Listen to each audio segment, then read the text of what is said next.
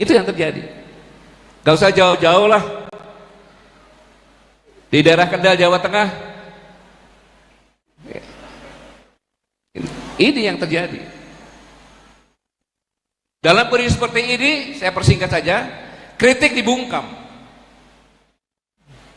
Itu yang dikatakan Bang Refli, kritik dibungkam. Kita bicara, kita bicara, teman-teman saya, Syahganda Nainggolan, Dr. Syahganda Nainggolan, Dr. Anton Permana, kan? Dr. Jumhur Hidayat dan lain sebagainya, masuk di penjara dan penyidiknya pun bingung, minta maaf karena memang harus. Ketika itu saya jadi saksi ahlinya Anton Permana. Saya duduk, saksi ahli itu kan duduknya di terdakwa kan, benar Bang ya? Di terdakwa saya duduk. Saya coba bicara, saya bilang, yang terhormat Bapak Ibu Jaksa, yang saya muliakan Bapak Hakim, saya di sini heran. Seharusnya saya di sini bukan sebagai saksi ahli, tetapi sebagai terdakwa. Karena saudara Anton Permana itu diperiksa sampai sekarang itu karena menyebarkan pernyataan kami yang ditandangi oleh saya sama Prof. Wahab sama Prof. Din Samsudin, yang buat tidak diapa-apakan, menyebarkan di penjara. Sehingga saya menggunakan hak saya, kalau saya mau jawab saya jawab, kalau enggak ya saya diam. Setelah selesai minta foto juga hakim sama kejaksaan, saya juga cuma melaksanakan perintah. Bayangkan betapa menyedihkannya.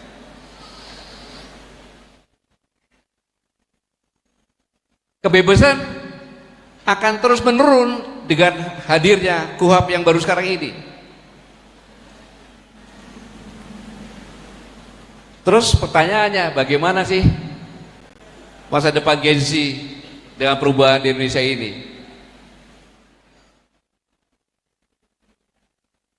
Indonesia tidak kurang sumber daya manusia, banyak sekali sumber daya manusia, termasuk rekan saya Bapak Muhammad Saididu.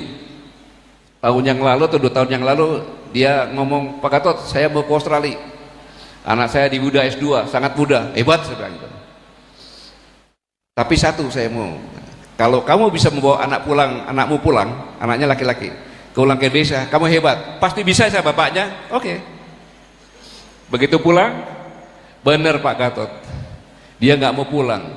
Loh, katanya bisa mas, saya bisa paksa, cuma ada persyaratannya. Saya mau pulang ke Indonesia, kalau di Indonesia, ya, di Indonesia ya, yang sama-sama kita banggakan, menghargai profesionalisme saya, dan saya juga bisa meniti karir saya dengan profesionalisme saya. Bapaknya menyerah, itu nggak bisa di Indonesia sekarang. Akhirnya sekarang tetap di Australia. Anaknya padahal cuma 1, makanya dia pacaran terus itu tuh. Ini bagaimana kalau semuanya itu baik birokrasi, kemudian pengadilan, apapun harus menggunakan uang. Itu sudah umum. Anak buah saya waktu itu pernah, dia akan mengurus KTP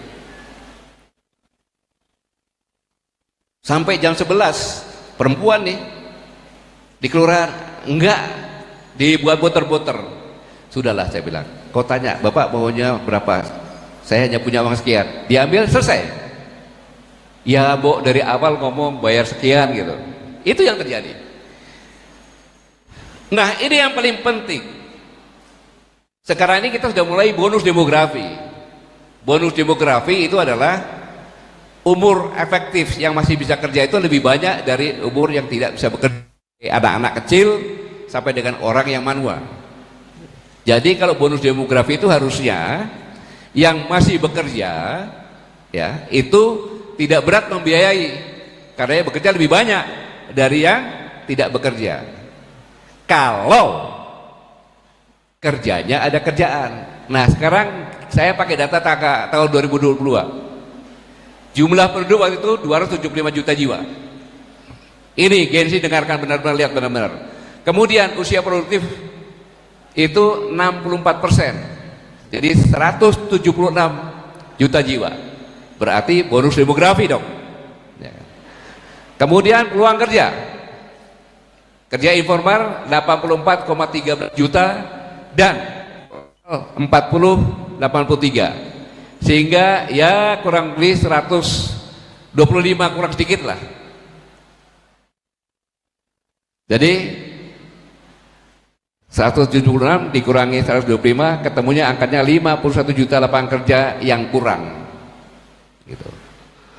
Nah sekarang adik-adik sekalian kira-kira mulai kerja nanti tahun 2030 kan, kurang lebih kan, kita lihat tahun 2030 ini jumlah penduduk 290 juta jiwa kurang lebih, kemudian usia produktif 190 juta.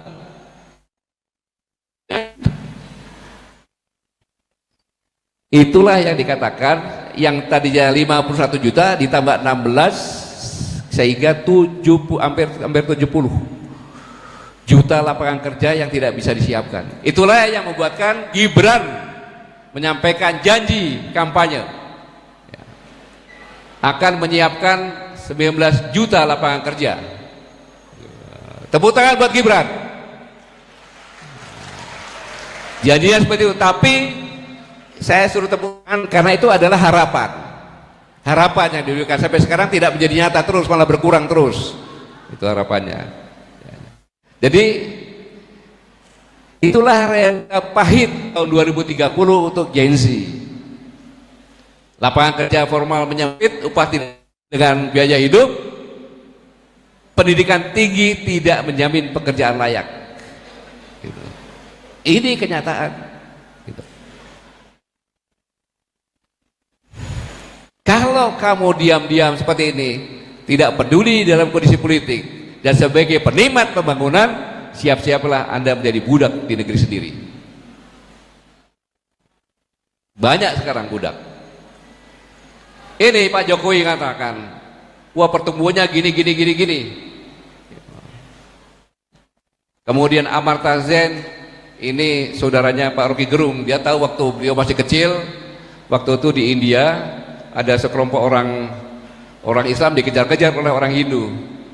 Dia pulang masuk rumah nggak berani keluar, tetapi karena terdesak untuk anak kecilnya dia keluar aja, dikerok sampai mati. Itulah yang membekas secara psikologi ya. Si Amartya Sen ini mengatakan bahwa pertumbuhan ekonomi nggak ada gunanya kalau tidak menyiapkan secara nyata manusia bisa bekerja secara baik, kemudian diberi peluang untuk berpartisipasi dan dimanusiakan. Ini yang berbahaya. Kira-kira benar apa enggak itu Bang? Soalnya saya bicara agak gugup kalau ada Bang Rocky itu. Nah, mengapa demikian? Dari kondisi global tadi, sebenarnya Indonesia menjadi target neo-imperialisme dan kolonialisme. Target, tapi itu tidak dilakukan langsung oleh negara yang akan menjajah, menguasai, tapi lewat boneka-boneka. Itu yang saya katakan proksi. Apa yang harus dia kuasai? Dia kuasai pemerintahan atau birokrasi.